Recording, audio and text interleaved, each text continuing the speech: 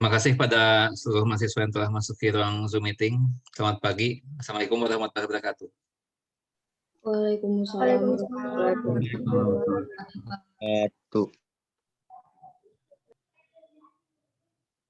Sudah berapa orang mahasiswa di sini? 15 orang mahasiswa. Ya baik, hari ini kita akan belajar mengenai uji hipotesis dan penaksiran parameter. Ya. Nah, kemarin kita sudah belajar mengenai distribusi sampling rata-rata. Ya. Nah, kemarin kita sudah belajar mengenai distribusi sampling rata-rata. Nah, ya. Dari pemahaman mengenai distribusi sampling rata-rata, ya, kita akan dapat memahami ya mengenai uji hipotesis dan penaksiran atau estimasi parameter. Ya. Kita kemarin sudah belajar yang ini. Ya. Nah, di mana di dalam distribusi sampling rata-rata, di dalam pembahasan mengenai distribusi sampling rata-rata minggu kemarin, ya, kita sudah belajar bagaimana cara kita melakukan peramalan ya terhadap hasil sampling apabila diketahui populasi. Nah, di sini kita yang sudah kita lakukan kemarin ya diketahui populasinya ya.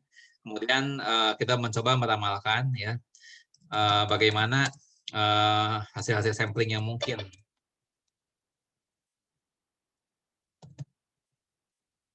Nah, ini yang kemarin ya.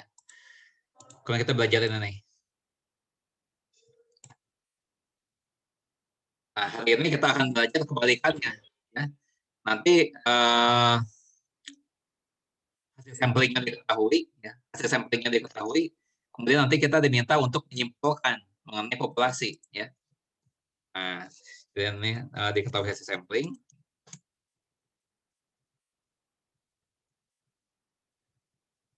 Jadi coba kita simpulkan mengenai populasi. Jadi kita nanti di pertemuan hari ini membahas arah kebalikannya, ya, membahas arah kebalikannya. Nah, di bagian awal kita akan belajar mengenai uji hipotesis dulu, ya. Nah, kita belajar dulu mengenai uji hipotesis, ya.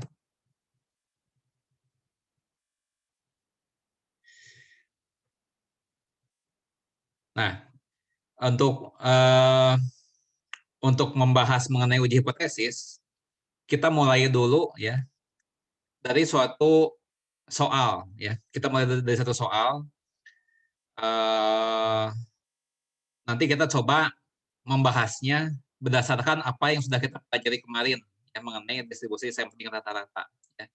Di sini kita akan coba membuat satu permasalahan, ya. Nah, kemudian kita coba menjawabnya dengan menggunakan pemahaman yang sudah kita dapatkan mengenai distribusi sampling rata-rata. Ya. Nah, anggaplah begini ceritanya, ya. Misalnya ada seorang lurah, ya. Ada seorang lurah. Dia mengatakan begini pada kita, ya, anggaplah kita pendatang, ya, anggaplah kita pendatang di kelurahan itu, ya.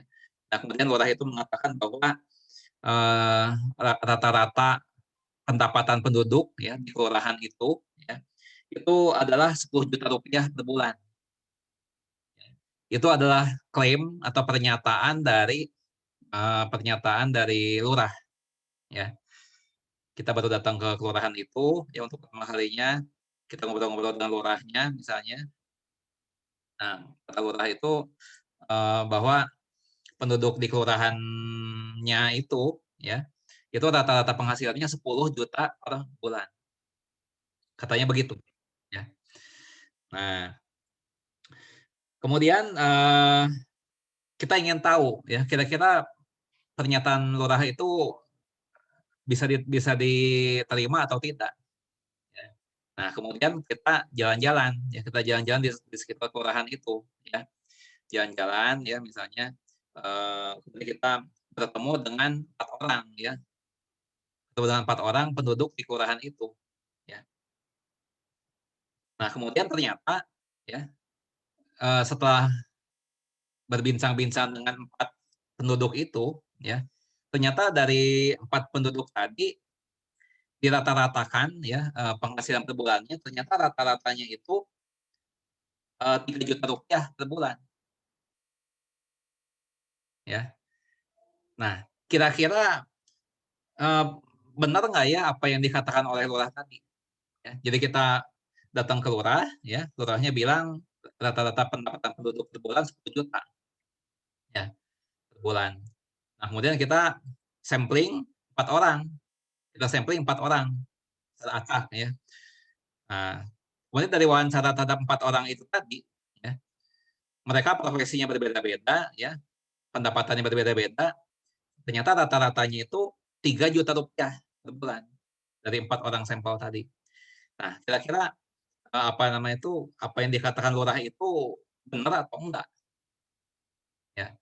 Nah, sebelumnya saya mau mau bertanya dulu pada kalian, menurut kalian kira-kira gimana kalau kalian mengalami situasi ini, ya. Jadi kalian sampling 4 orang ternyata Rp3.000.000 rata-ratanya, ya. Nah, kira-kira, apa namanya itu, apa yang dikatakan lurah itu kira-kira benar atau enggak? Siapa yang coba mau mengomentari?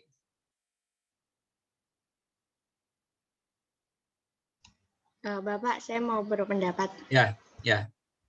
Mungkin yang dikatakan lurahnya itu menurut cara sensusnya, Pak, bukan cara sampelnya. Jadi berbeda, Pak, dengan cara sampel.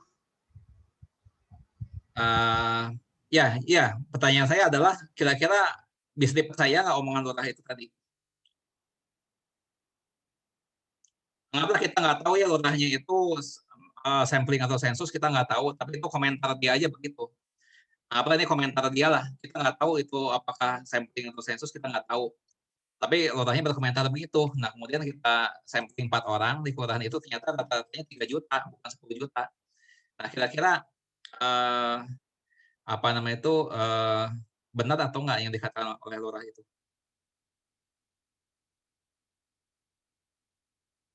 Kira-kiranya aja, pakai feeling aja lah, pakai feeling aja, pakai feeling. Kalau kalian menghadapi situasi begitu, kira-kira saya nggak omongan lurah itu? 7 juta per bulan katanya rata penghasilannya. Feeling-nya gimana? Pakai feeling aja coba jawabnya sekarang. Bapak, saya mau mencoba menjawab. Ya, siapa? Hadvina, Pak. Harvina, oke. Berarti bisa jadi, iya Pak. Ya, Berarti bisa jadi yang dikatakan lurah itu salah, Pak. Karena bisa jadi. ya, karena belum melakukan pemeriksaan, gitu Pak. Ya, kita nggak tahu lurah itu melakukan pemeriksaan atau enggak, kita nggak tahu ya lurah itu melakukan pemeriksaan atau tidak, tapi ini pendapat saudara aja, kira-kira benar atau enggak itu? Bisa jadi keliru, Pak. Kemungkinan besar keliru, kemungkinan besarnya. Iya, Pak. Oke, itu pendapat Raffi ya. Kemudian, Iya, Pak. ya ada lagi yang berpendapat?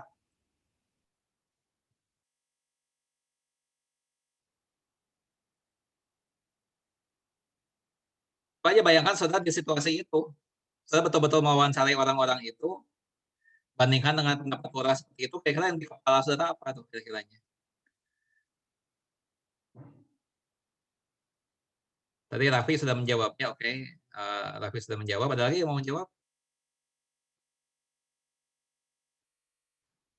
Rika, jawabanmu masih mau merubah jawaban atau gimana?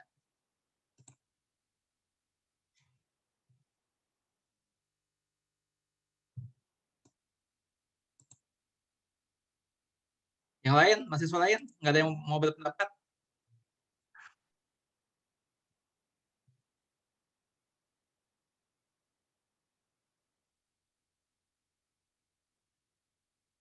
Masa nggak ada lagi yang bisa berpendapat?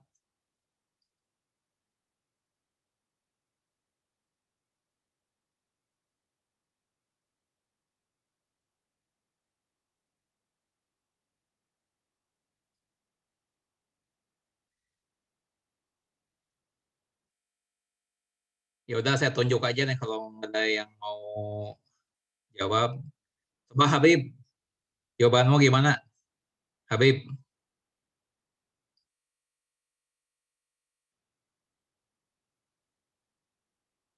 Nah, Habib kemana itu?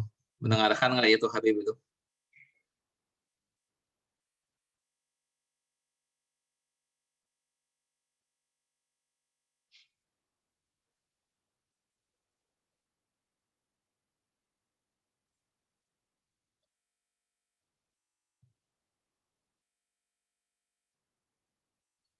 Habib nggak mendengarkan?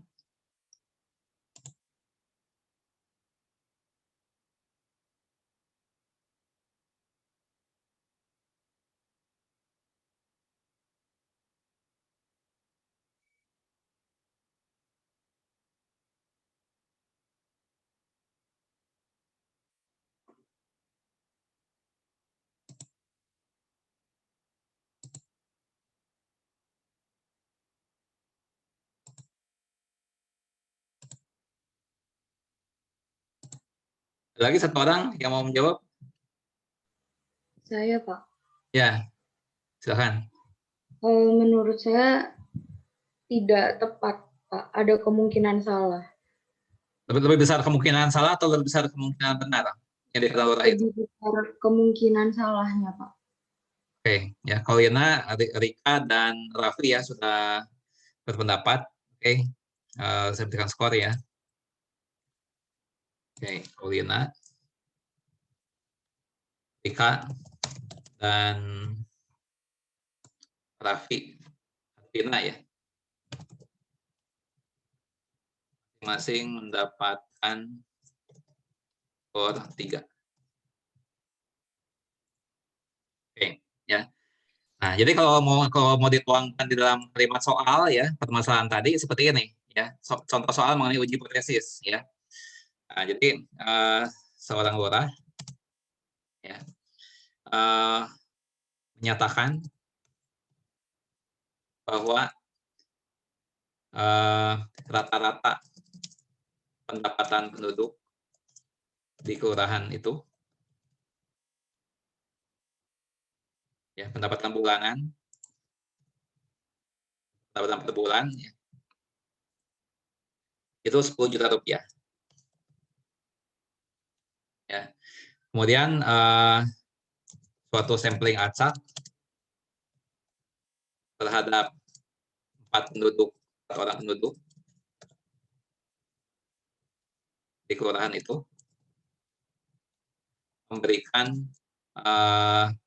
memberikan rata-rata pendapatan bulanan sebesar 3 juta rupiah. Ya. Nah, kemudian diketahui pula ya, pendapatan penduduk itu berdistribusi normal dengan simpangan baku 2 juta rupiah. Ya. Nah, apakah cukup bukti untuk menyanggah pernyataan lurah tersebut? Nah, gunakan taraf nyata, misalnya 5%. Nah, jadi cerita tadi ya, cerita kita tadi yang sudah dijawab oleh Kaulina, Rika, dan Harvina ya, itu kurang lebih ya kalau mau dituangkan dalam soal seperti ini. Ya, ini tipikal soal mengenai uji hipotesis ya. Ini tipikal soal mengenai uji hipotesis mengenai rata-rata ya. Ini merupakan tipikal soal mengenai uji hipotesis satu sampel rata-rata. Kira-kira seperti ini ya. Kalau masalah tadi mau dituangkan ke dalam soal ya. Jadi lurahnya mengatakan rata-rata pendapatan penduduk 10 juta rupiah per bulan. Kemudian kita sampling ya 4 orang, ternyata rata-rata 4 orang itu 3 juta. Nah, kemudian kita diminta untuk menyimpulkan kira-kira pernyataan tadi itu bisa kita tolak atau tidak, pernyataan lurah tadi ya. Nah, itu kurang lebihnya seperti itu. Ya, dituangkan dalam bentuk soal seperti ini. Nah, tapi kita sekarang coba menjawab ini ya. Kita coba menjawab ini. Itu apa namanya itu menggunakan pendekatan ya. Kita coba jawabnya menggunakan pendekatan apa namanya itu kita mencoba menjawab ini dengan pendekatan apa yang sudah kita pelajari minggu lalu mengenai distribusi sampling rata-rata ya. Nah, coba kita jawab ya. Ya, atau coba kita analisa dulu ya. Coba kita analisa menggunakan pemahaman ya, mengenai distribusi sampling rata-rata.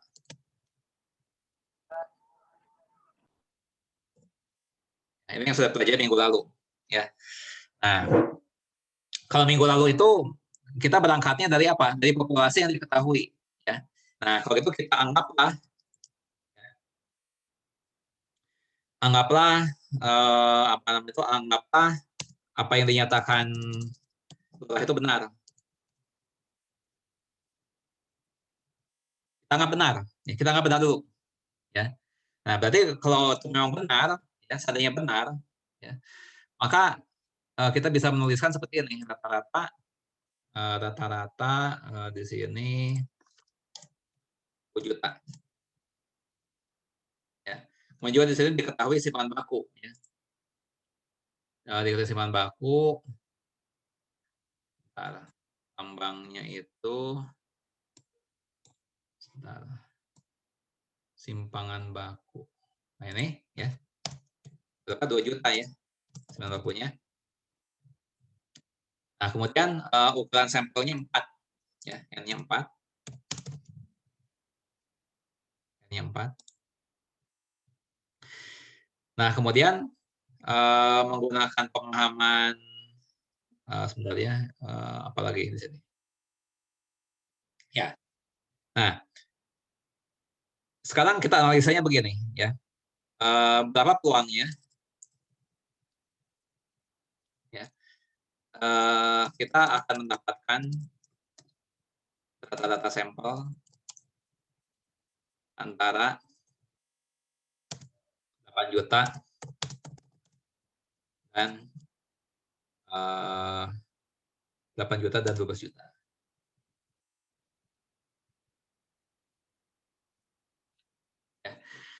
Ya, saya ulangi, kita anggap apa yang dinyatakan lurah itu benar. Ya, anggapnya begitu.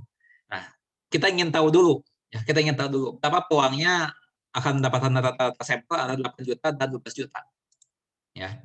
Nah, kita kemudian menjawabnya bagaimana? Jadi ini dengan kata lain kita diminta untuk kita ditanya ya, berapakah peluangnya kita akan mendapatkan rata-rata sampel antara 8 juta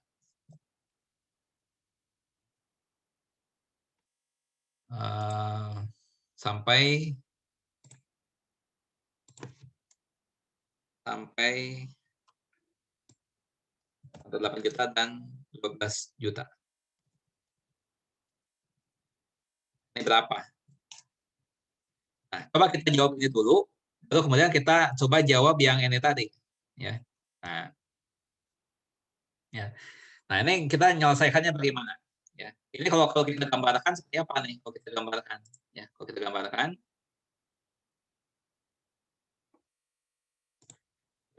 begini nih.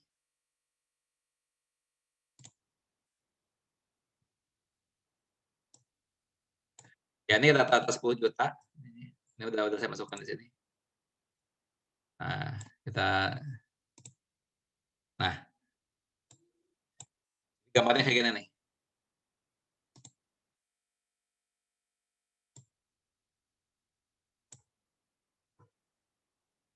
Kita copy paste ke tersebut.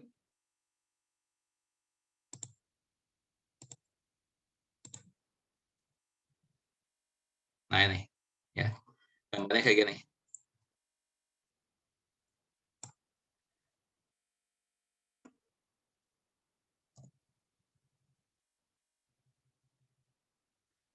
Nah, ya. Nah, gimana caranya? Kita hitung dulu standar error rata-rata. Kita hitung standar error rata-rata.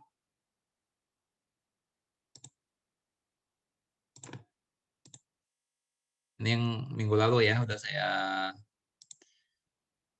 ajarkan.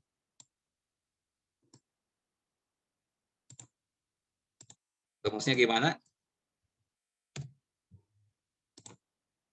Sigma per akar N. Ya, per akar N. Nah, ya. Nah, tadi sigmanya itu 2 juta rupiah. Bahan baku populasi. Ya. 2 juta. Nah, dibagi akar N. Dibagi akar 4. Dengan RP 1 juta.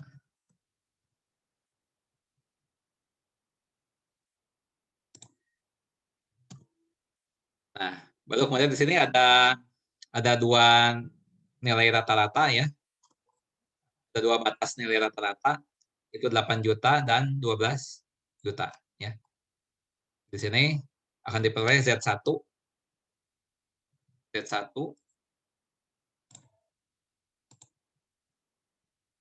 sama dengan Z1 sama dengan apa namanya itu 8 juta, ini batas yang pertama, 8 juta min 10 juta rata-rata populasi bagi 1 juta nih ya. Jadi min 2 itu Z1-nya ya. Kemudian Z2-nya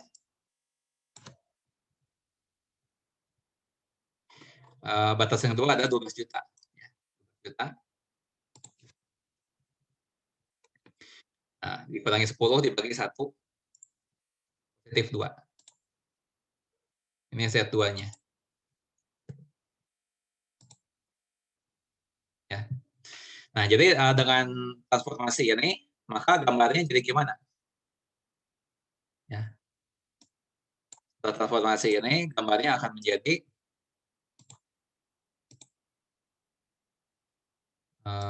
min 2 sampai 2. Oke. Gambarnya jadi gini.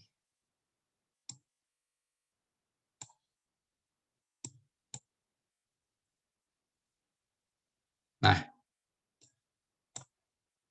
gambarnya jadi gini.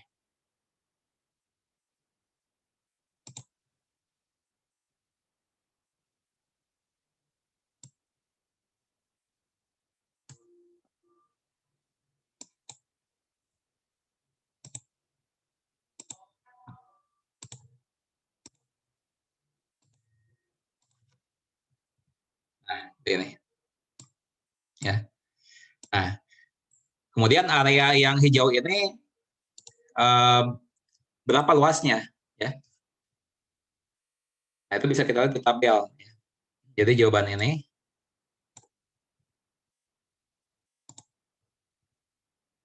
dengan, nah kita lihat nilai Z-nya 2. Ya. Z-nya 2 di tabel berapa? Tabel berapa kita lihat? Yang 2 Z-nya. Nah, ini 0,4772 ya. 0,4772.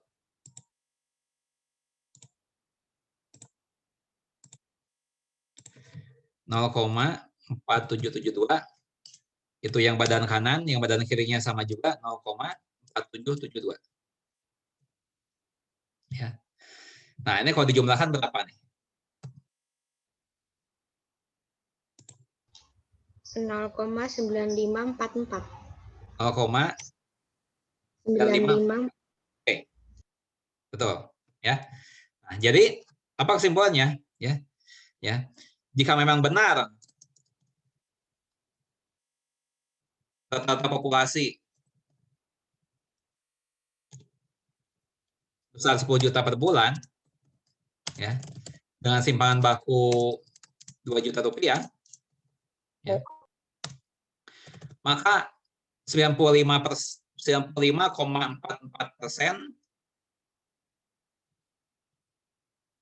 peluangnya akan didapatkan rata-rata sampel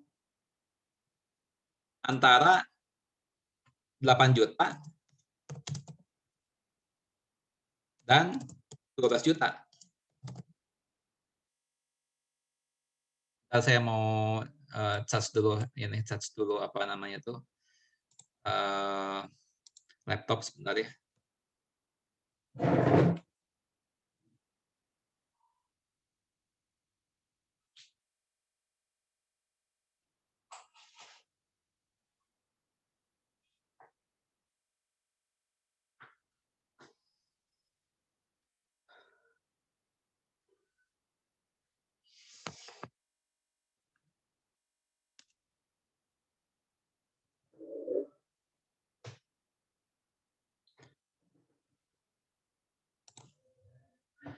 Ya, lanjutkan lagi. Nah, jadi kita tiba pada kesimpulan ini. Ya. Jika memang benar, ya,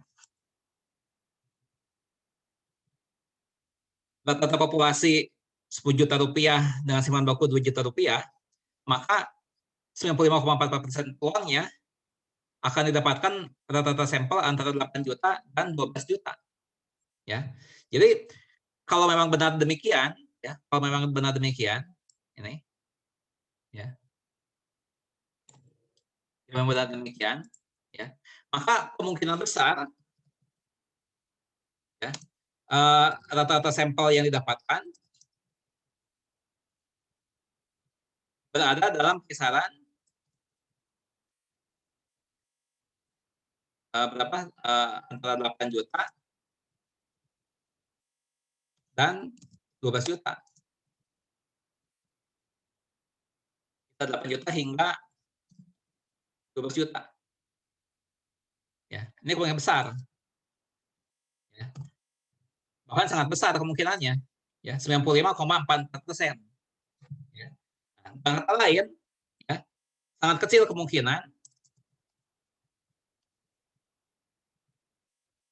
ya, sangat kecil kemungkinan didapatkan, ya, rata-rata sampel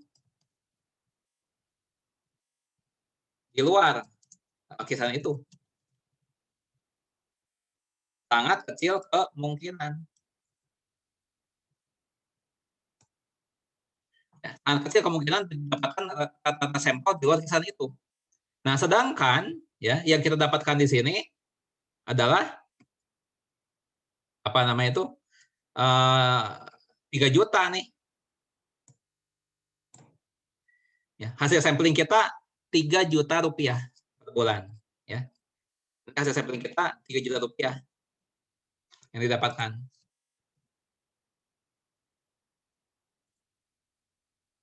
Ini. Ya. Nah, itu 3 juta yang kita dapatkan. Ya. Nah, sedangkan kisaran yang mungkin itu, ya, itu antara 8 juta sampai 12 juta kemungkinan besarnya. Ya. Sehingga kecil kemungkinan didapatkan rata-rata itu. Kita dapatkan 3 juta. Ini apakah ini di dalam kisaran atau di luar kisaran nih? Yang ini.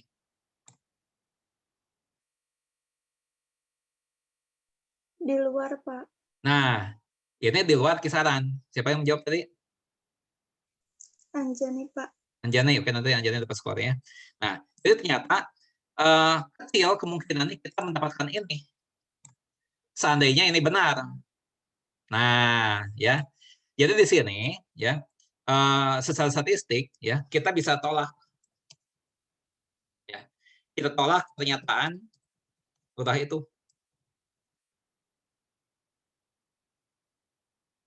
Ya, kita tolak pernyataan lurah itu. Nah, Karena kecil kemungkinan kalau memang benar 10 juta rata-ratanya, kecil kemungkinan kita dapatkan rata-rata sampel ya yang kurang dari yang di luar kisaran ini ya. Yang di luar kisaran ini, kecil kemungkinannya. Kemungkinannya hanya berapa? Kalau yang di luar kisaran ya. Ini peluangnya hanya berapa persen? Hanya 4,56% kemungkinannya. Hanya 4,56%. Ya. Jadi sangat kecil kemungkinannya kita dapatkan rata-rata sampel di luar kisaran itu. Nah, sehingga kita tolak. Ya. Nah, kita tolak. Nah, sekarang yang jadi pertanyaan apa? Ya, ini kesimpulan ya, ini kesimpulan. Kita tolak. Nah, sekarang yang jadi pertanyaan begini. Tadi Anjani dapat skor ya. Nah, oke. Anjani dapat skor 2. Nah, saya bertanya gini, tadi kita menolak pernyataan lurah itu, ya. Nah, berapa peluang? Apakah kita mungkin salah di dalam menyimpulkan itu?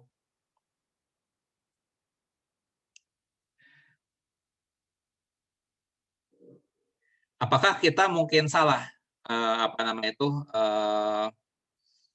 di dalam menyimpulkan penolakan lurah tadi itu? Apakah mungkin kita salah di dalam menyimpulkan itu? Kan kita Tidak, Pak. Kan kita mengatakan bahwa apa yang dinyatakan lurah itu keliru. Itu statement kita. Nah, kita dalam menyatakan statement itu mungkin keliru atau tidak? Jangan-jangan benar 10 juta sebenarnya. Mungkin nggak kita keliru menyimpulkan? Tidak, Pak. Oke, pendapat pertama mengatakan tidak merata tadi. Ada pendapat lain? Mungkin, Pak. Mungkin. Benar, Pak. Ya, mengapa, Mbak? Mengapa mungkin? Silahkan, Ramdan, dilanjutkan.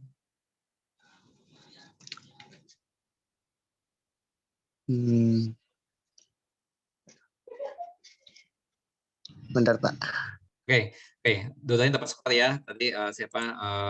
Marata dan Ramdan. Oke ya. Oke. Marata dan Ramdan.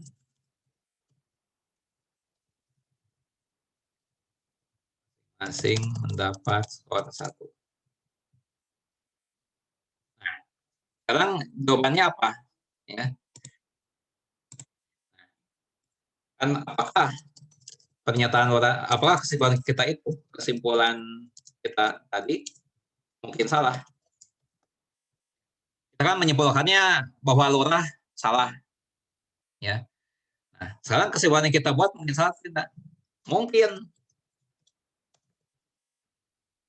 bisa salah, ya. Nah, peluangnya kita, ini mungkin salah. Mengapa demikian? Ya. Tadi kan dikatakan bahwa ya peluangnya kecil, ya. Peluangnya kecil kita mendapatkan rata-rata di luar kisaran tadi. Nah, tapi kecil ini tidak berarti bahwa tidak mungkin terjadi. Ya. Kecil kemungkinan ya. Itu bukan berarti tidak mungkin terjadi. Mungkin saja terjadi. Ya, mungkin saja terjadi. Ya, walaupun kecil kemungkinannya, tapi mungkin terjadi. Ya. Itu dengan peluang sekitar 4,6%. Ya, peluangnya terjadinya didapatkan rata-rata di luar kisaran itu, peluangnya kecil, ya, sebesar 4,6%. Tapi bukan berarti tidak mungkin terjadi, ya. Nah, jadi bisa jadi lurah itu benar, mungkin aja, ya, mungkin aja kita yang salah, ya. Nah, sehingga